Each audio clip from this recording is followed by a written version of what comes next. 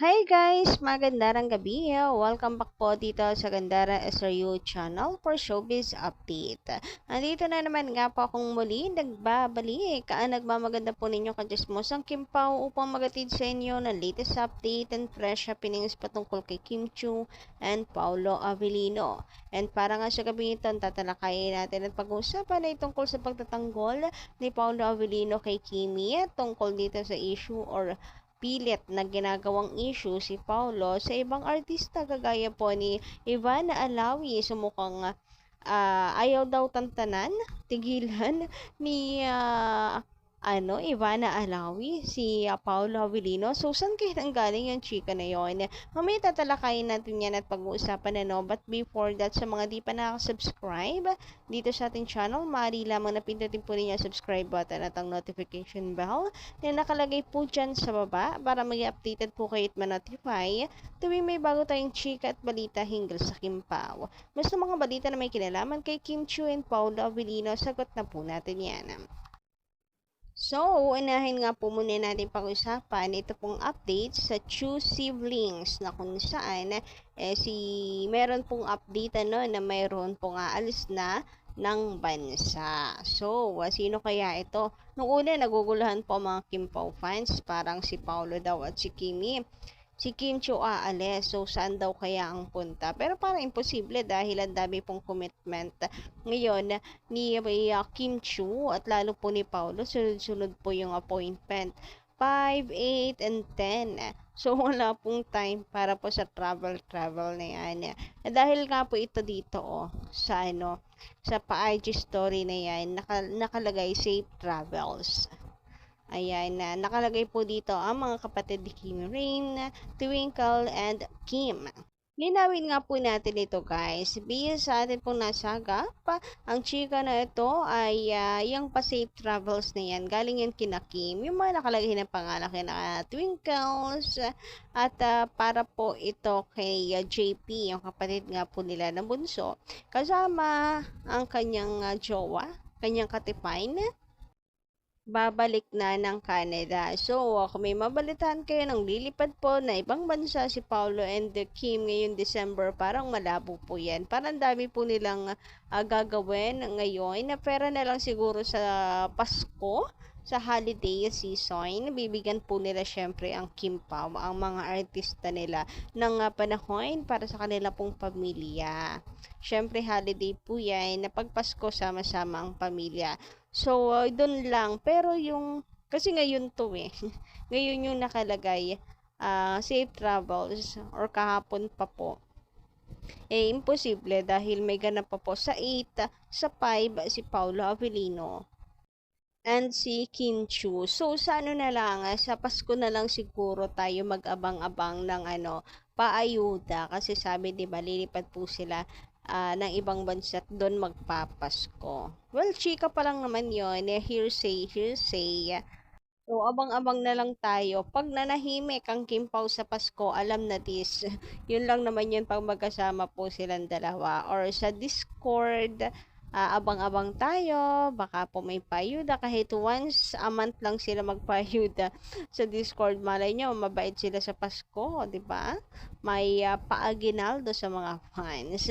Anyway, dumako naman nga po tayo dito sa komento ni Miss Carmelita Rosales. Tinatanong niya yung tungkol kay Ivana Alawit. Pinapa-research pa sa atin. Sabi niya dito, please, careful with Ivana Alawit. Ba't naka-caps lock pa talaga? Parang gigil na gigil. I saw Paulo and Ivana seated in a mall waiting for their snacks. Another, I saw Paulo with Ivana buying a dress for Ivana. Paulo was in black t-shirt. Another incident, I saw Alawi waiting for her rumored boyfriend. Her boyfriend came with a mask, so he won't be identified. Paulo is used to wearing face mask. The man whom Ivana looks like Paulo. They were seen many times dating. Madam Vlogger, please research on this item. Nako, ay matagal na po ito no, nung last year pa po ata ito tungkol dito sa vlog ni Ivana Alawi. Ayan po, malinaw naman po na vlog lang or content lang po yan ni Ivana sa kanya pong YouTube channel, and napagtripan niya si Paolo Avellino. Parinang po niya. Na-prank po niya si Paolo Avellino. Pero alam niyo, kinakatuwa ko po sa content na ito ni Ivana. Makikita mo yung pagiging gentleman, pagiging mabuting tao talaga ni Paolo Avellino. Sabi niya nga kay Ivana, pinapangaralan niya kahit daw medyo matapobre, masungit yung matanda, dapat ay wag patulan kasi may edad na rin naman daw. Maging mabuti na lamang. And kung dito nyo po guys nakikita yung mga ano na yan, na mga sinasabi ninyo na ayaw tigilan na ni Ivana Alawi si Paolo, wag kayong maniniwala. Problema kasi dito sa mga Facebook page na to, panay po ang post, panay po yung pagbibigay issue, kaya yung mga fans minsan nawiwindang, lalo na kung hindi po marunong mag-research at hindi po nauunawaan yung content sa YouTube. So, ito po yung mga pages na ginagawan po ng issue si Paolo and Ivana Alawi. Ano daw po, discovered na nagde-date daw yung dalawa. Huy, walang ganun. So, parang may movie po itong si Ivana Alawi na kung saan isa po sa producer si Paolo Avellino, yung sit ba yun? Basta nag-research lang ako anong connection ni Paolo kay Ivana. And then ayun, producer po si Paolo Avellino. Ang segment, Aswang. Huy, gustong gusto rin talaga ni Paolo magtrabaho po sa likod ng camera. Uy, baka po pati pagiging director pasukin na ha. Paolo the actor, Paolo the endorser, Paolo the award-winning, Paolo the singer. Pwede rin. Paulo the producer and Paulo the director. Huy, grabehan yun. Parang parehas sila nitong si Kim Chu talaga. Samantala, dumako naman po tayo dito sa sasakyan ni Paolo Avellino na recently pinag-uusapan sa social media. So, bago lang po ito ngayong December. And nakakaloka. Sabi dito, girl, ang gwapo ng car niya. Meron pang sabi pa rin po niya nitong si Camille, parang po ito, talent din.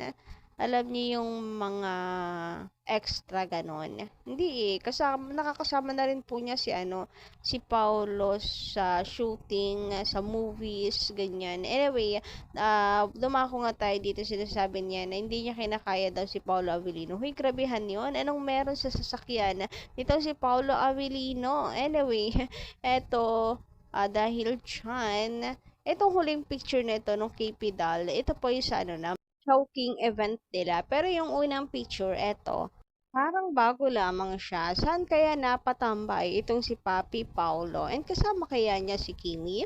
Anyway, ayun, kumpirmado naman guys talaga na si Paulo talaga sumundo or naghatid rather kay Kim Chu, lalo na yung nag-pick up po ng bike ni Kimi na color pink nung nakaraan. Sabi nga dito, yes, na-confirm mo din with your two eyes na ayan na yung pick up ng pink bike. Yung nag-pick up ng pink bike, haha, huy, grabehan, totoo yan. So, confirm na confirm. Talagang si Paulo, hinahatid sundo itong si Kim Chu, And, ayun, na not work related, pero kagaya nga nun sa pink bike, huy, may pag-pick up. Sabi naman dito, ni Lenia sabi ni Paulo, hindi siya magsasawang makatrabaho niya si Kim. Nung nagtanong si Kim, bakit gusto mo pa ba akong makatrabaho? At ang sagot ni Pao, ako muna. Ni Pao, ako muna, dito lang muna.